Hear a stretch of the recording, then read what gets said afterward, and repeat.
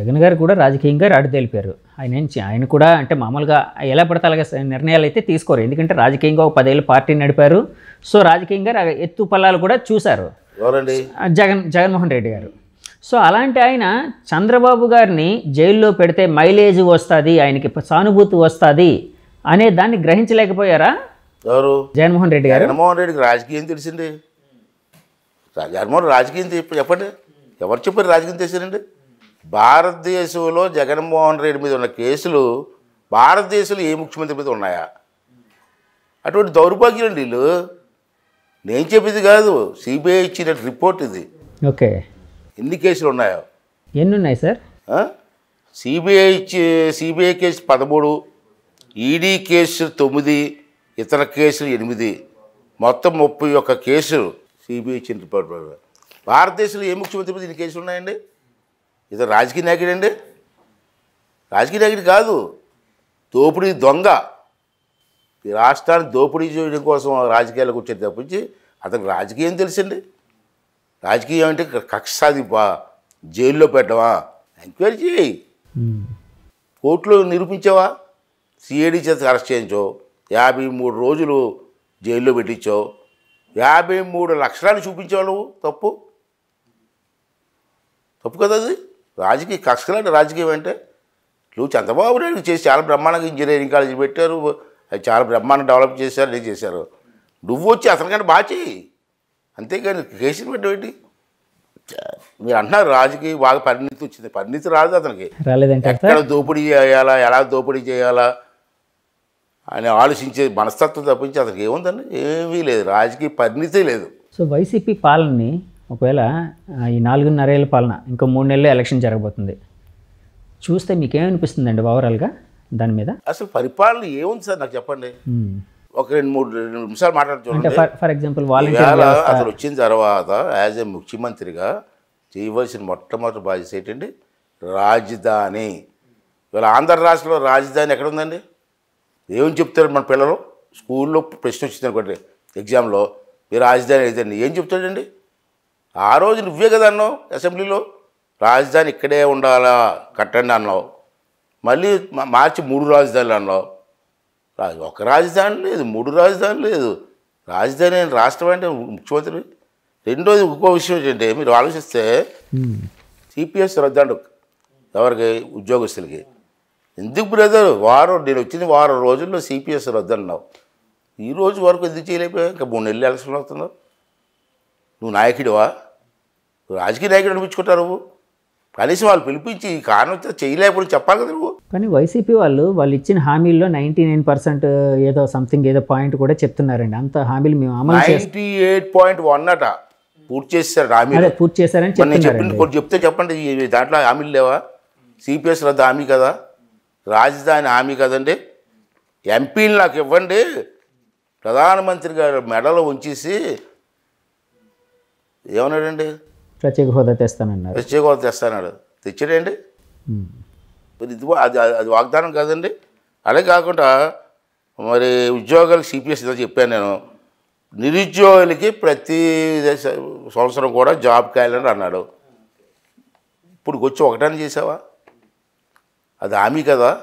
Volunteer వ్యవస్థని మరి ఉద్యోగంగా చూడరా సార్ మీరు? అంటే వాళ్ళు చెప్తూ ఉంటారు, అంటే మేము 1,00,000 మంది సంథింగ్ ఎంతమంది నాకు ఐడియా లేదు నెంబరు, అంతమందికి మేము ఉద్యోగ కల్పన చేసామని చెప్తూ ఉంటారండి వాళ్ళు. దాన్ని మీరు వాలంటీర్ వ్యవస్థ టెంపరీ వ్యవస్థ అండి. అది ఎంత ఇస్తున్నావు జీతం నువ్వు?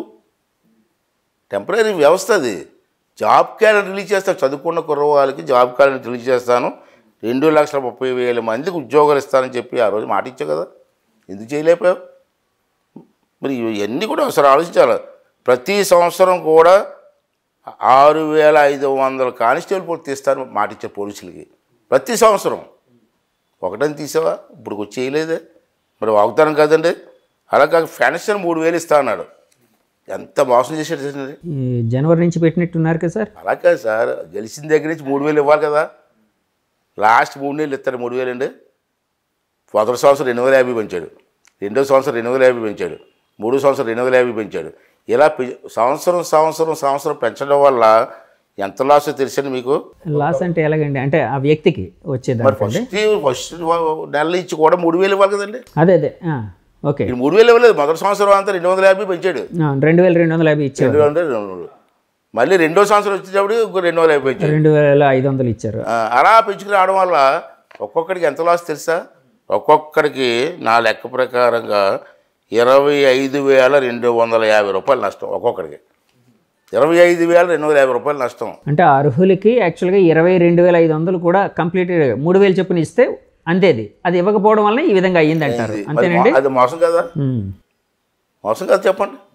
ఇలాగ అన్నీ మోసం చేసుకొచ్చాడండి ఈవేళ. ఇంకోటి ఏంటండి, నేను వచ్చిన వెంటనే మద్యపానం నిషేధం ఉన్నాడండి. వచ్చిన నెల రోజుల్లో సంవత్సరానికి తీసేస్తానని చెప్పాడు ఆడవాళ్ళందరికీ కూడా, మహిళలందరికీ.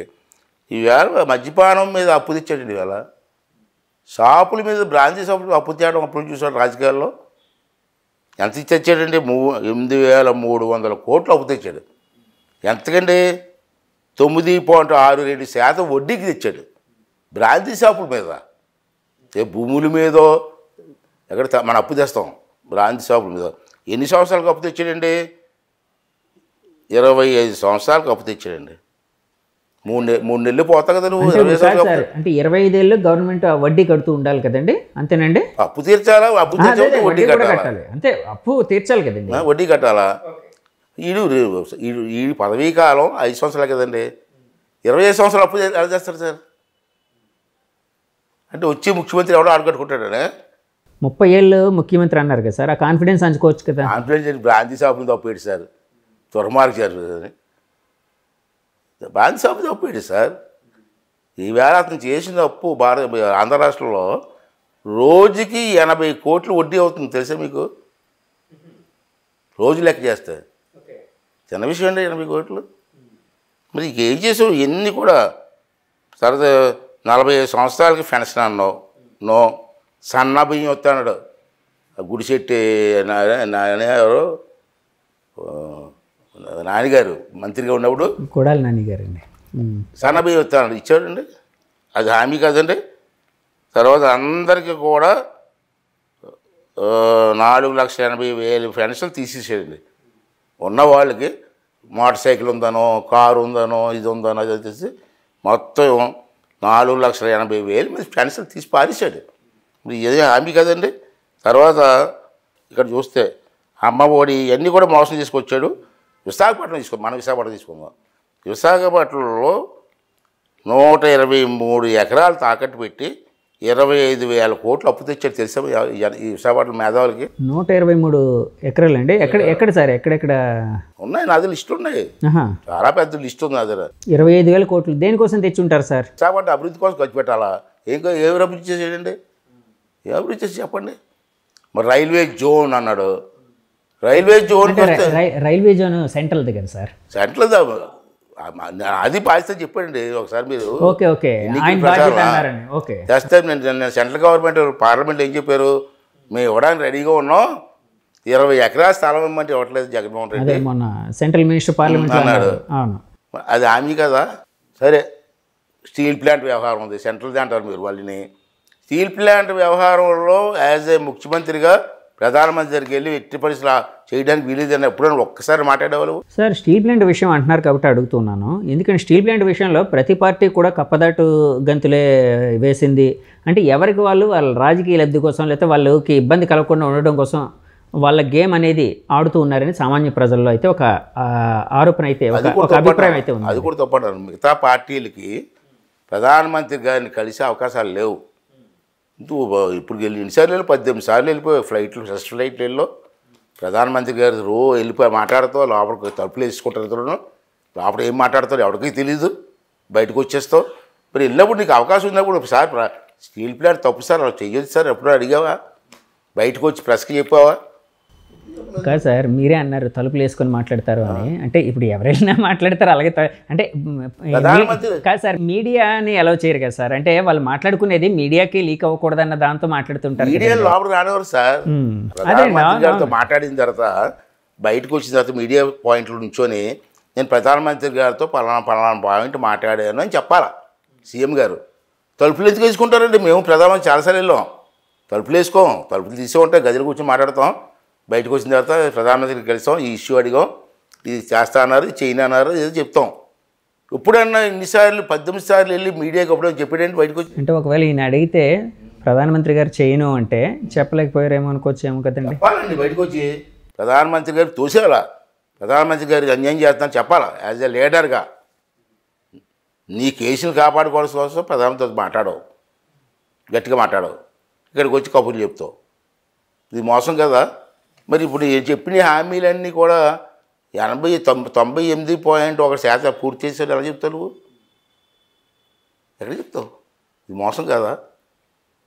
ఇలా మోసాలు బ్రతుకు, మోసాలు చేసి మాయ మాటలు చెప్పి అధికారులకు వచ్చావు, ఇంకా ఏదో మాయ మాటలు చెప్తారంటే ఎక్కడ నమ్ముతారు? సార్ పల్లెటూరులోని యాక్చువల్గా మీరు అన్నది అంటే ఇప్పుడు గవర్నమెంట్ మీద ఏ గవర్నమెంట్ మీద అయినా 5 ఏళ్ళ తర్వాత నెగిటివిటీ ఉండడం సామాన్యం. ఎందుకంటే ప్రజలు చాలా అనుకుంటారు, లేకపోతే వాళ్ళు గవర్నమెంట్లు కూడా లేకపోతే పార్టీలు అధికారంలోకి రాకముందు చాలా వాదనలు అంటే చాలా ప్రామిస్ చేస్తాయి, ఇవి చేస్తాం అవి చేస్తామని, అవి చేయలేకపోవచ్చు. సో నెగిటివిటీ అనేది వస్తూ ఉంటుంది. ఇలాంటి నెగిటివిటీ వైసీపీ గవర్నమెంట్ కూడా మీద కూడా ఉంది అని బయట అయితే వినిపిస్తుంది. సరే అది ఓకే అనుకుందాం. కానీ వైసీపీ గవర్నమెంట్ మీద వినిపిస్తున్న నెగిటివిటీ అనేది గ్రామాల్లో ఉందా? ఎందుకంటే గ్రామంలో ఎక్కడికి వెళ్ళినా కూడా, ఏ గ్రామానికి వెళ్ళినా కూడా మాకు వైసీపీ గవర్నమెంట్ ఇది ఇచ్చింది అది ఇచ్చింది కాబట్టి మాకు అంతా బాగుంది అన్నట్టు చెబుతున్నారని చెప్పి చాలాసార్లు వినిపిస్తూ ఉంటుందండి. దాన్ని ఎలా చూస్తారు? ఎందుకంటే మీరు గ్రామీణ నేపథ్యం కాబట్టి. చాలా మంచి పాయింట్ వేశారండి. ప్రజలకు హామీలు ఇస్తే కదండి ఆశపడుతున్నారు. అసలు మన బడ్జెట్ ఎంత, మన ఇన్కమ్ ఎంత, ఈ బడ్జెట్తో మనం చేయగలమా అని ఆలోచన చేసి చెప్పిన అదే కార్యక్రమం చెప్తే జనానికి అర్థమవుతుంది. నువ్వేంటి అలా కాదు కదా, నేనే వంట చేసేస్తాను, నోట్లో పెట్టేస్తాను, రోజు స్నానం చేయించేస్తాను, బట్టలు మార్చేస్తాను అని చెప్పి హామీలు ఇస్తే ప్రజలు మోసం చేసి ఈవేళ అప్పులు చేసి ఈ అప్పులన్నీ ఎవరు తీరుతాడు? ఇక 3 నెలల్లో పోతావు. ఇప్పుడు ఒక మాట అన్నారు, పల్లెటూరులో ప్రజలకు కావాల్సినవన్నీ చేస్తున్నారు కదా అని. ఏంటి చేశాడు చెప్పండి? ఏ ఊర్లో రోడ్డు ఉందా? ఆ రోజు మేము వేసాం, చంద్రబాబు టైంలో సిమెంట్ రోడ్లు వేసాం. ఆ రోడ్లు తప్పించి ఒక రోడ్డు అని వేసావా? ఇరిగేషన్ ఛానల్స్ బాగు చేసావా? ఎక్కడైనా రిజర్వాయర్లు బాగు చేసావా?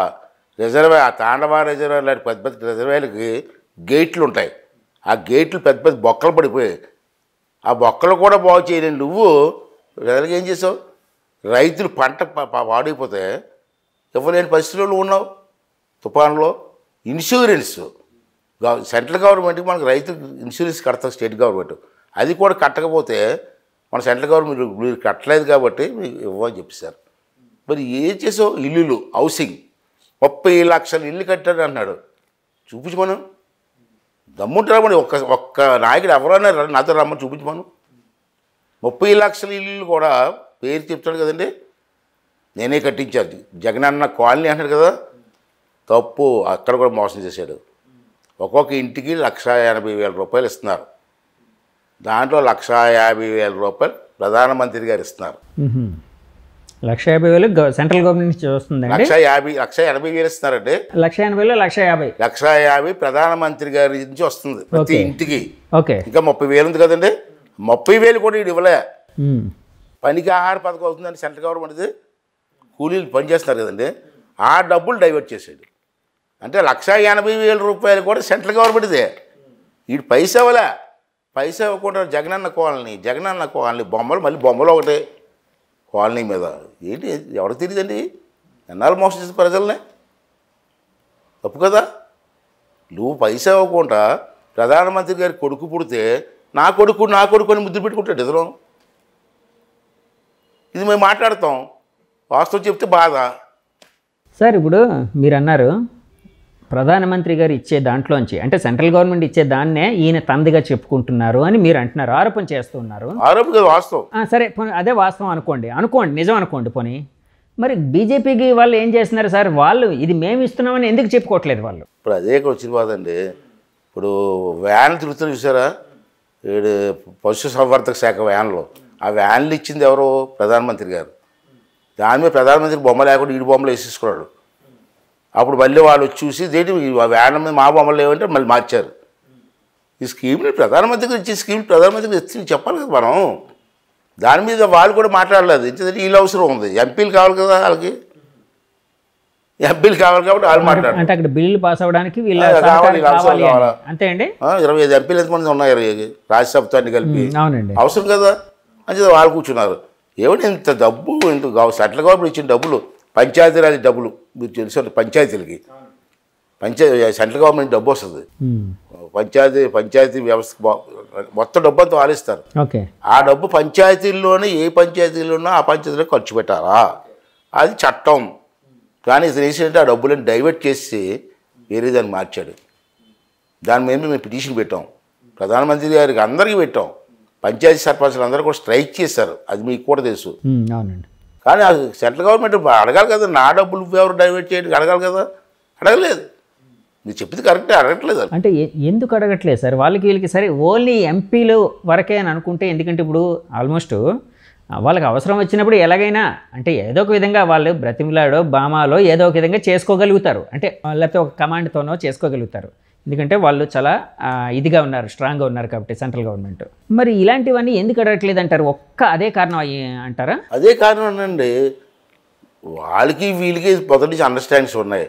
నేను మీ ద్వారా కూడా మరోసారి చెప్తున్నాను, పురంధేశ్వరి గారికి కూడా చెప్పా.